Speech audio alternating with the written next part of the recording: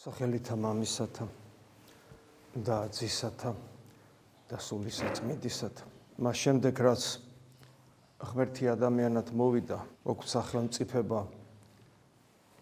ღვთის შვილად მყოფობისა, ჩვენი ყოველი ლოცვის არსი, მიზანი და ნიშნულება უნდა იყოს რეალიზება აი ამ ხელმწიფების, რომ ვიყოთ ღვთისშვილები.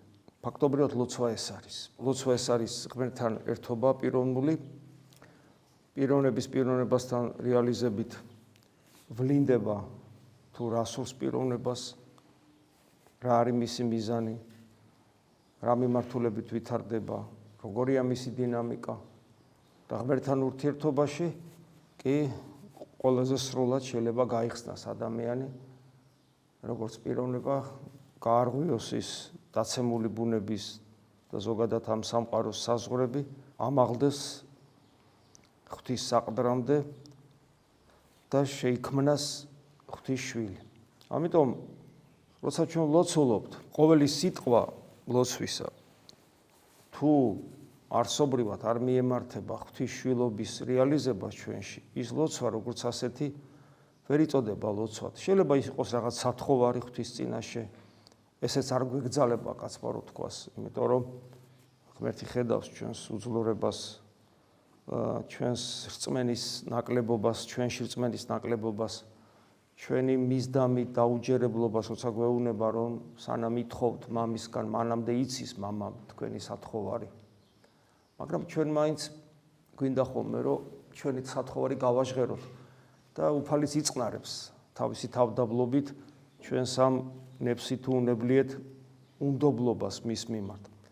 მაგრამ მთლიანობაში ჩვენი სულიერი ცხოვრება უნდა წარმართული იყოს სწორედ იმგვარად, რომ ჩვენი სათხოვარი გვახსოვდეს ყოველთვის არის ის, რომ ვრეალიზდეთ როგორც ღვთისშვილები და მოგვეცეს ეს განსაცვიფრებელი ხელმწიფება ღვთის შვილად ყოფობისა.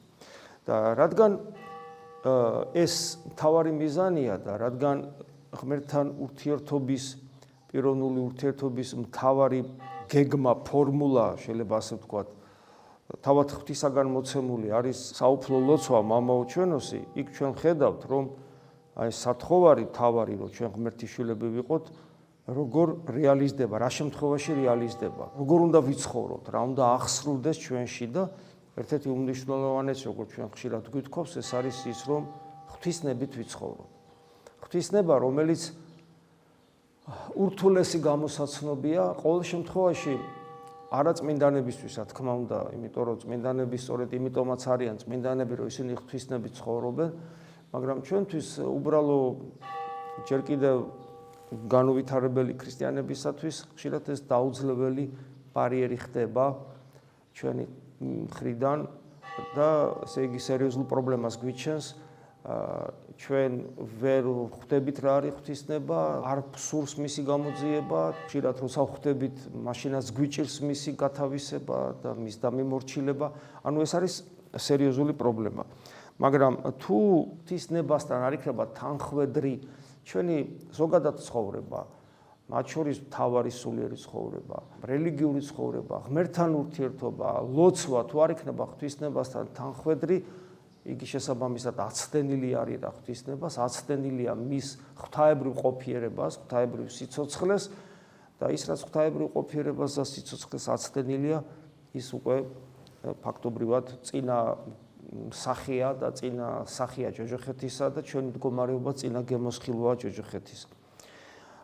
აი ამის გათვალისწინებით, რომ ჩვენი ღმერთთან ურთიერთობა როგორ ვთქვათ, შეზღუდულია ღვთისნებით. იმიტომ რომ ესე რომ ვთქვათ, შეზღუდულია ღვთისნებით, ადამიანს გაუჩნდება ესეთი განცდა, რომ ესე იგი თავისუფლება დაკარგულია და მხოლოდ ის უნდა ითხოვოს, რაც ღვთისნებაა. ჩვენი დაცემული გონებისათვის ეს მძიმედ ახსაქმელია. რაღაცა უხეშად შემოდის ჩვენში, რომ მხოლოდ ის უნდა ვთხოვო, რაც ღვთისნებაა და რაც ღვთისნებაა, იმის თხოვნას აზრი არ აქვს. მაგრამ თუ გავითვალისწინებთ იმას, რომ ვინ ვართ ჩვენ პოტენციაში, რომ ჩვენ პოტენციაში ვართ მარად მაცოცხლებელი, მარად მყოფი არსებანი იმ შემთხვევაში თუ ღმერთთან ვიქნებით. თუ ჩვენ გავითვალისწინებთ იმას, რომ ერთადერთი სიცოცხლე არის ღმერთი და სხვა სიცოცხლე არ არსებობს, გულისხმობთ გონიერ და თავისუფალ სიცოცხლეს. გუნური და არათავისუფალი სიცოცხლე, ცხოველის სიცოცხლე ჩვენ წესით არ უნდა გვაინტერესებდეს.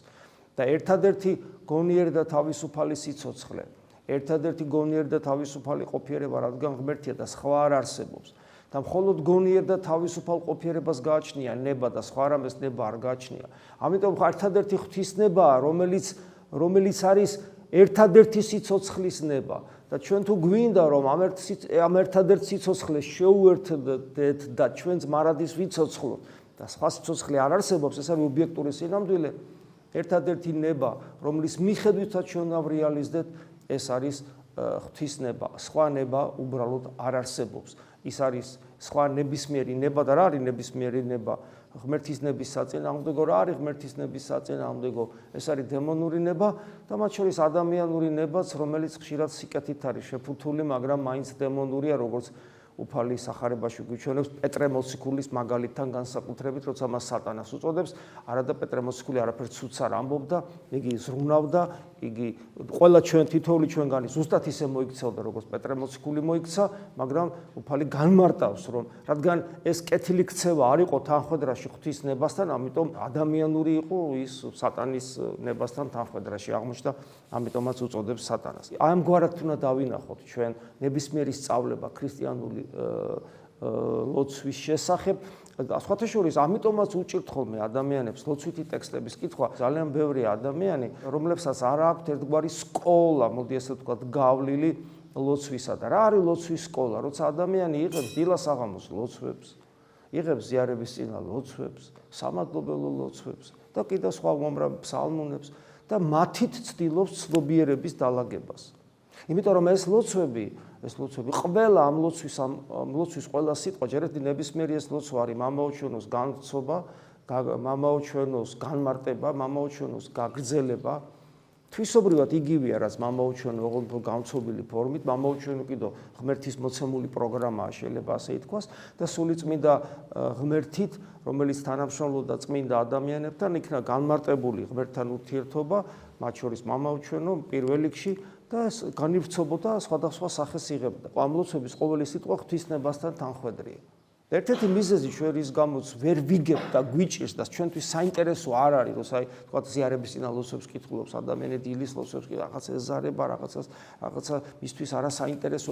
ერთ-ერთი მიზეზი არის ის, რომ ის მის ნებასთან თანხვედრაში არ არის. ამას კი არ უფიქრდება ადამიანი. ქვეცნობიერად განიზიდავს. როდემდე შეიძლება შემიწყალე, შემინდე და ასე შემდეგ და განიზიდავს ქვეცნობიერად. მაგრამ ჩვენ უნდა ვიცოდეთ, რომ რა არის ნამდვილი ლოცვა და ამიტომაც თუ ჩვენ ეს გვეცოდინება, მაშინ გაგვიოლდება თათოთა ცნობიერების გარეშე, ჩვენი პიროვნული თანამონაწილეობის გარეშე ღმერთთან ურთიერთობის, ღმერთთან ერთობის საიდუმლოების აღსრულება არ ხდება. ეს ეხება ნათლობას. ბავშვი ინათლება გასაგებია ბავშვს სადაა ხა ის ჯერ ცნობიერება, მაგრამ უნდა კონდეს მშობელს, უნდა კონდეს ნათლიას და ბავშვი რო გაიზრდება, მან თუ არ გააცნობიერა, რა მოხდა მასში, როცა ის მოინათლა. ან თუცას დასრული ინათლება, რა ხდება მასში, როცა ის ინათლება, თუ არ გააცნობიერა და ამ გაცნობიერებულის შესაბამისი სწორი ნაბიჯები თუ არ გადადგა, ნათლობას რა აზრი აქვს? სასჯელის გარდა ჩვენთვის რას მოიტანს? ზუსტად იგივეა ზიარება. ამიტომაც აი ძალიან ადამიანი დგას ზიარების რიგში და ლაპარაკობს. ყოველად წარმოუდგენელია ესეთი რაღაც. ან ერთმანეთში საუბრობთ. ან როცა ზიარებით ეგრევე გავარდებით გარეთ და იმ წამსვე იწყებთ ამას სოფლის რაღაც პრობლემებზე საუბარს. ანუ ადამიანს არ სურს განიცადოს რას აკეთებს. არ სურს განიცადოს. მოდის რაღაცა ისე გულის გარეთ მყოფი ბარძიმთან. ეზიარება გულის გარეთ მყოფი და გადის და რჩება გულის გარეთ ყოფი. და შედეგი ნულოვანი იქნება, ეს ყველაზე მინიმუმი, თორე განსასწრებიც მოდის იცოდეთ ძალიან ბევრი ასე დროს. ამიტომ გაითვალისწინეთ ეს. ნებისმიერი საიდუმლოება, სადაც რა არის საიდუმლოება, ღმერთთან ერთობის შესაძლებლობა, რომელსაც ეკლესიაში ვიღებთ, თქვენი თანამონაწილეობის გარეშე არ ხდება ეს. ის ობიექტურად არსებობს, მაგრამ თქვენი თანამონაწილეობის გარეშე ის არ ხდება, გესმით რა შეასაბამება. და თქვენ თანამონაწილეები რო იყოთ, ამისათვის თქვენ ჯერ ბევრი უნდა ისწავლოთ სულიერად, რას ნიშნავს ღმერთთან ყოფობა საკუთარ თავში. უნდა ისწავლოთ, ძალიან ბევრი ივარჯიშოთ, რომ ღვთისნებით იცხოვროთ. და მე აი ამ ნასწავლით, საკუთარ თავში მყოფობით, ღვთისნებისადმი უპირობო მორჩილებით მოხვიდეთ ბარძიმთან და ისე ეზიაროთ. და ეს მდგომარეობა შეინარჩუნოთ ცოტახანი მაინც გარეთ. გესმით? აი ეს თუ არ იქნა, შედეგი არაფერი იქნება. და მე კიდევ ვიმეორებ, ხედავთ, როგორ მოდიხართ ხოლმე ხშირად ბარძიმთან, მე როგორ გადიხარ და ასე შემდეგ. აი ამ სოფხედელობით, რომ რა მნიშვნელოვანია ღვთისნება, უნდა ვკითხულობდეთ ხოლმე ლოცვის შესახებ ყველა ტექსტს, რაც ლოცვას ეხება. აი დღესაც ჩვენ აღმოვიკითხეთ მათეს სახარებაში მე-7 თავში. ითხოვდით და მოგეცეს თქვენ. რა გადასარევი სიტყვებია. ეძიებდეთ და ჰპოვოთ. ირეკდით და განგეღოს თქვენ. რამე თუ ყოველი რომელი ითხოვდეს მიიღოს და რომელი ეძიებდეს პოვოს და რომელი ირეკდეს განეღოს. დიდებული სიტყვებია დიდებული, მაგრამ ეს სიტყვები არ არის ჯადოქრობა, რაღაცა მაგიური ფორმულები. და ადამიანს ხშირად ესე გონი, აჰა, ესე იგი, აბა მე ხა უნდა ვითხოვო და გესმით, აი ეს განწყობა, რა უნდა ითხოვო, რა უნდა სად უნდა რეკო, რა უნდა გაგეღოს, გესმის? რა რისკენ არის მიმართული ეს შენი სულიერი ცხოვრება. და თუ ამ კონტექსტის მიხედვით ამას არ დაინახავ, მაშინ რა თქმა უნდა ამ სიტყვებს ვერც გაიგებს ადამიანი და არც აზრი არ ექნება. ამიტომ გაითვალისწინეთ, უნდა ვიცოდეთ რას ვითხოვდეთ და უნდა ვიცოდეთ რა უნდა მოგვეცეს. უნდა ვიცოდეთ რას ვეძებდეთ და უნდა ვიცოდეთ რა უნდა ვიპოვოთ. უნდა ვიცოდეთ სად ვრეკავთ, რომ გაგვეღოს თქვენ გესმით. და თლიან სახარების ოლ კონტექსტში ეს არის გასათვალისწინებელი. მერე უფალი ესეთ რამეს ამბობს, ანუ ვინ არის თქვენგანი კაცი, რომელსაც თხოვდეს ძე თვისი პურსა და ნუ ქვაი მისცეს მას, გინა თუ თევსას თხოვდეს და გველი მისცეს მას, ანუ ღმერთი მხოლოდ კარგს იძლევა. და თუ ჩვენ განვავრცობთ, ერთგვარ პერიფრაზირებას გავაკეთებთ, ძე თუ ძე არის და თუ მამას თხოვს და თუ მამაა, ხო, ქვას რო თხოვდეს, მაინც პურს მისცემს და გველს რო თხოვდეს, მაინც თევს მისცემს, გესმით რა შეასახა. არა თუ ის რომ პურსი თხოვდეს და ქვა მისცეს და თევსი თხოვდეს და გველი მისცეს, არამედ გველს და ქვას რო ითხოვდეს უგუნურებით, მამა ეცდება მაინც რომ პური და თევზი მისცეს. აი ეს არის. უკეთ თქვენ უკეთურთა იცით მისაგებელი კეთილი მიგებათ შვილთა თქვენთა რაოდენ უფროსღა მამამან თქვენმან ზეცათამან მოსცეს კეთილი რომელიც თხოვდეს მას. რა თქმა უნდა, ზეციური მამა, რომელიც ყოვლად კეთილია, ჩვენს ნებისმიერ მშობლიურ განცდას აღემატება. და იმ შემთხვევაში, თორსა ჩვენ არ გვესმის რას ვთხოვ, როგორც პატარა ბავშვი ითხოვს ჩვენგან ხშირად რაღაცას, ასაც ჩვენ არ უსრულებთ არავითარ შემთხვევაში. იმიტომ რომ შევსრულოთ ის თავს დაიღუპავს. ამიტომ ზუსტად ასე იქცევა მამა. და ნებისმიერი რამ რაც ღვთის ნების საწინააღმდეგოა, ის ჩვენთვის გველია, ის ჩვენთვის ქვარი, რაც ღვთის ნების საწინააღმდეგოა.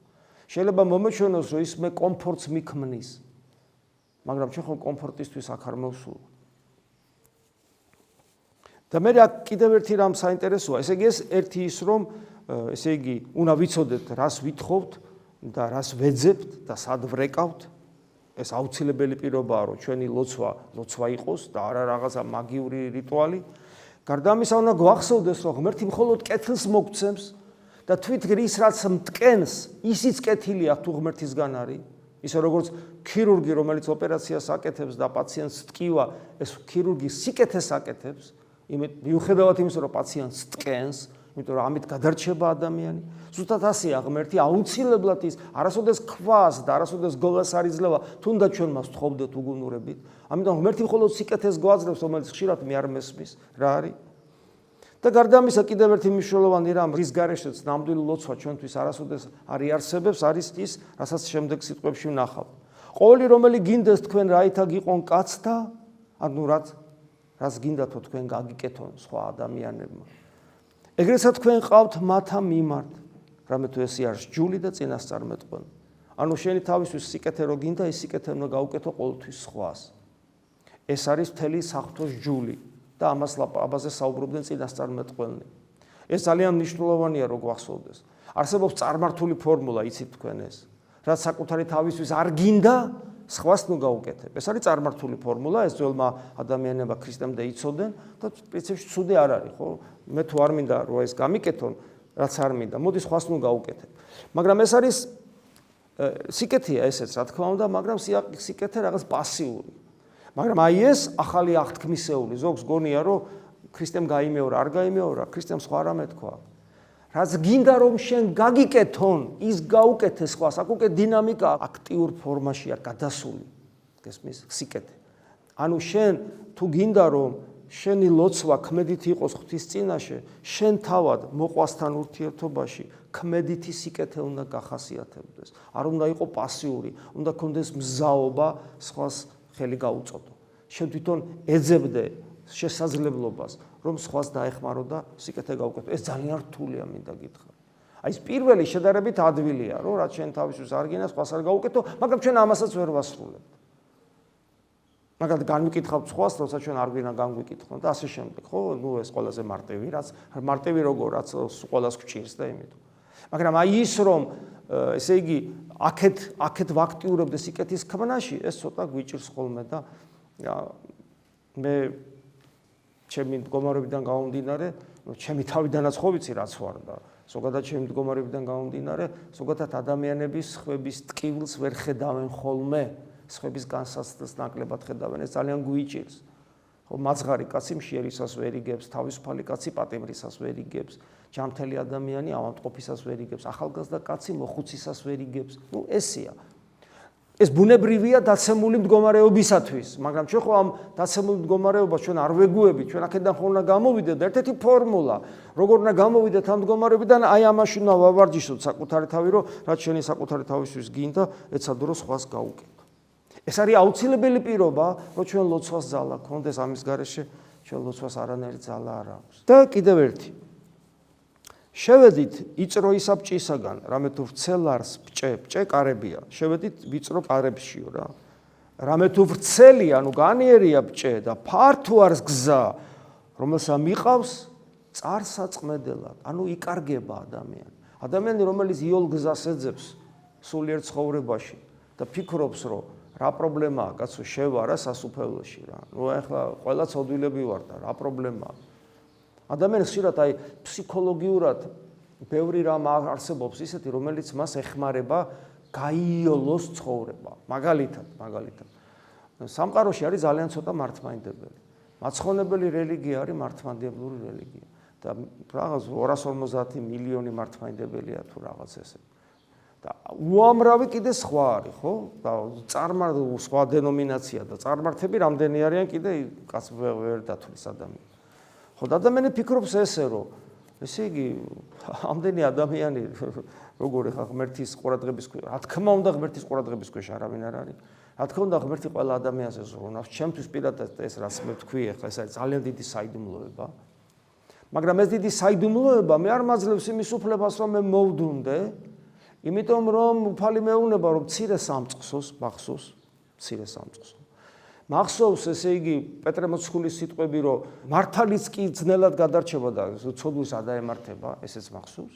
და აგერ კიდე ეს სიტყვებიც მახსოვს. რაც არ უნდა, ესე იგი, მომეჩვენოს ეს მათემატიკური პროპორცია, რომ ესე იგი, ღმერთი ახლა იმაზე ზრუნავს და მე როგორმე გადამარჩენს, ახლა იმაზე ზრუნავს და მე ისე დამტოვებს მართლმადიდებელ ქრისტიანს, მე უნდა მახსოვდეს ეს სიტყვები, რაც წეღანას გითხარი და ახლა ესეც, რომ ვიწროა ეს კარები და ეს ფართე გზა არ არის, ანუ კომფორტის გზა არ არის. და აი ამ წარსაწმედელ გზაზე მრავალი ვლენან მეუბნება, მრავალი. ვითარიგი იწრო არს ბჭე და საჭირველ გზა, ანუ გაჭირვებულია ის გზა და ვიწრო კარები, რომელი მიიყვანებს ცხოვრებასა, რომელიც გადაგვარჩენს. მე ამბობს და მცირედნი არიან, რომელი ჰპოვებენ მას. სახარება არ იძლევა ამის საშუალებას, გესმით? აი არ იძლევა სახარება ამის საშუალებას. უფლის სიტყვებია მცირედნი არიან, რომელიც პოვებენ იმ ვიწრო კარებს და თან ამას ერთხელ ხო არ ამბობს, სხვადასხვა ადგილას ამბობს.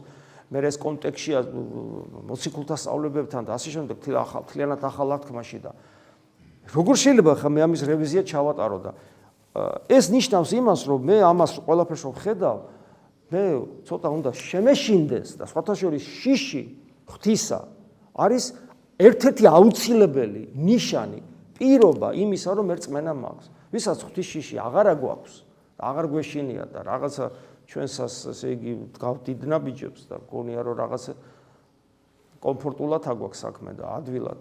გახსოვდეთ რომ თქვენ რწმენა დაკარგეთ. იმიტომ რომ ერთ-ერთი მთავარი ნიშანი ჩვენში ჭეშმარიტი რწმენის არსებობისა არის შიში ღვთის.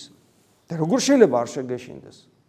და ერთი სიცოცხლება ერთხელ მოვედი და რას უნდა გადავაყოლო? რას ჩემი გადარჩენა, პატივმოყვარეობას, ეგოიზმს, ანგარებას, საკუთარ სიმართლეს, საკუთარ რაღაცა კომფორტ, მიმიფურთხებია ყველაფერი ამისათვის. ეშმაკთან ერთად. არ გვიღირს კაცო, არ გვიღირს. ჩვენი ცხოვრება მალე გაივლის.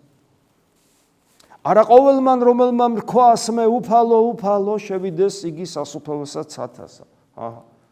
ხო აი ესეც ხო აი ადამიანს ხო ზოგმა დაიჭირა სკვნილი და ხელიდან არ უშვებს, ზოგს ფსალმუნები უყვარს, ზოგს დაუჯდომლები უყვარს, ზოგი ყოველდღე ეზიარება.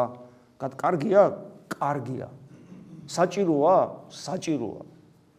საკმარისია არ არის საკმარისი. აგერ ბატონო.